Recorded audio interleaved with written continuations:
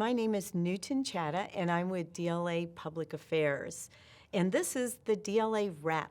This is your opportunity to get to know DLA people and DLA programs on a more personal level.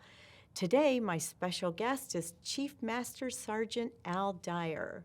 Hi, Chief. How are you today? I'm great. Thank you for having me today. So, for everybody, tell us your official title here at DLA. So I'm the Command Senior Enlisted Leader for the Defense Logistics Agency, and my role in here is to be the eyes and ears for the director. And the other thing is I want us to be ready. Our readiness is always at the top of my thoughts. For those of us who don't know, at your level, at your rank, when you know you have to go to another assignment, do you apply to other assignments? I got nominated from the Air Force to interview for this position, and there were 4 other candidates, one from each of the other services to include myself as well. And I actually did get an interview from Admiral Skilbert. A couple days later, she called me and said, "Hey, I want to hire you to come be my teammate at DLA." So how long have you served in the Air Force so far? I'm at 27 years right now. And it looked like just yesterday I joined. I remember raising my right hand, and here I am 27 years later, still serving. Where did you grow up, and what were you like as a child? So I hail from Memphis, Tennessee, home of the blues, home of barbecue. As a child, I was into a lot of different things. I was really into sports, really into music. What were your aspirations as a child? Did you know you wanted to join the military, and how did you happen to join? So as a child, believe it or not, I wanted to be an architect. But a year before I graduated, my brother joined the Air Force. And I remember hearing his stories while he was in. He was stationed overseas at the time. I remember hearing all the things that he was, enjoying about the Air Force. So as time started to come around for me to make a decision, I actually got in touch with a recruiter, Tech Sergeant Snyder, still remember his name, and we started having some dialogue about what it would be like to be in the organization. So then, things started to progress along the way, and then eventually I signed up. Tell me about your father. Did your father serve in the military, and tell me about that? So my father, he actually was drafted and actually did not finish high school. So he actually ended up getting drafted, going to Germany, and finished his high school degree there. Served some time in Vietnam, and then eventually after his service, he came back home. His time in the Army was a lot different. You can imagine it was late 60s, early 70s is when he joined in, and then being drafted, not being a volunteer, it was a little bit different for him.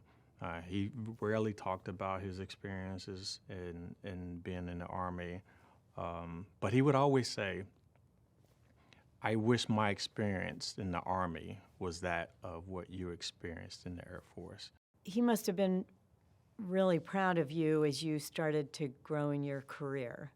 Before he passed in 2019, I remember going to his house, and there is a bio what we have that tells you about your entire career.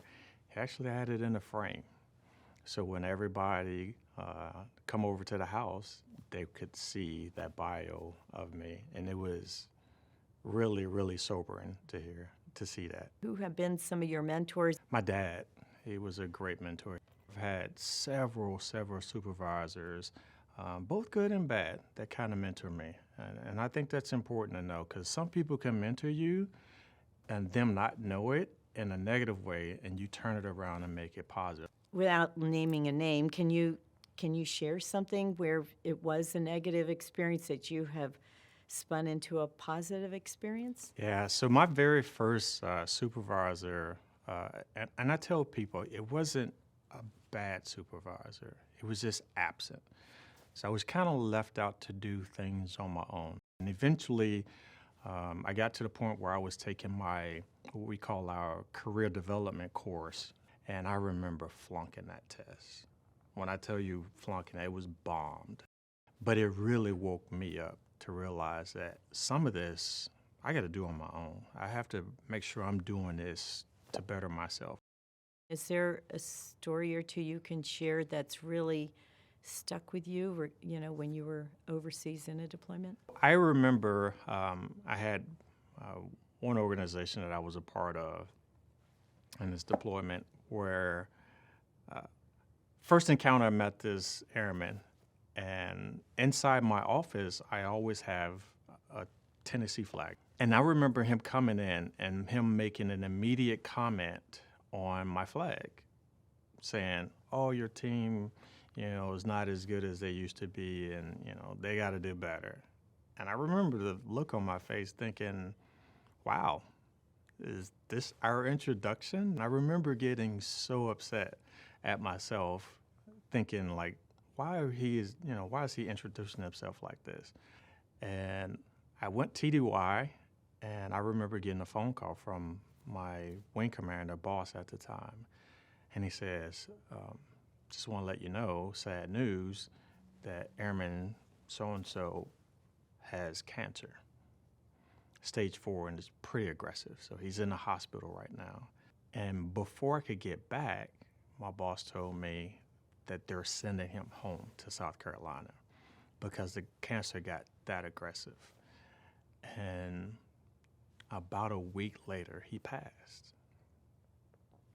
And I remember thinking, my only encounter that I had with him was that of a negative one. And I remember thinking I would never let my admiration of my team be bigger than somebody's life. So every time I have any encounter with somebody, it's always, this could be my last. Not this is my first, but this could be my last. And I want them to remember it in a great way, and I want to remember it in a great way. What advice do you give to young people who are thinking about joining the military, any of the services? And is there any special or specific advice you give to young African American males or females about, joining the workforce or joining the military?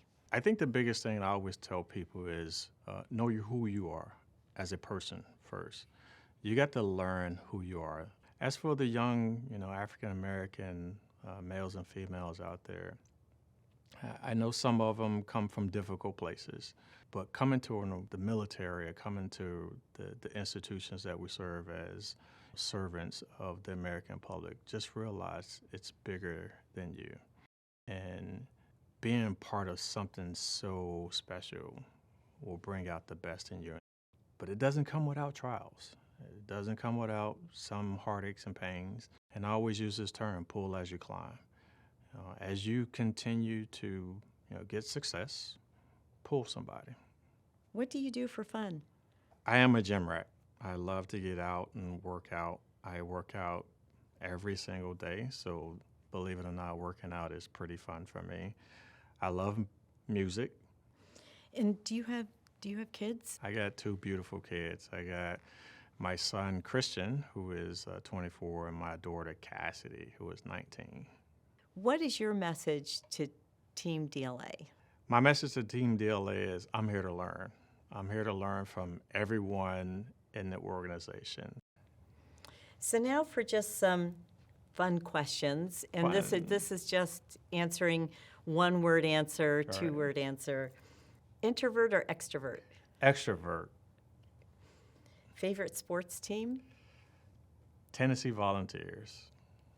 Favorite sport? I love to watch football. I love to play basketball. What are the top 3 songs that you listen to on your playlist? So I listen to John Coltrane, My Favorite Things. It's probably one I listen to quite a bit. I listen to William Murphy, Everlasting Love. And maybe another one is Run DMC, Walk This Way. Thank you so much for being my guest today on the DLA Rap. And I want to thank all of you for joining us today. Until next time, have a great day.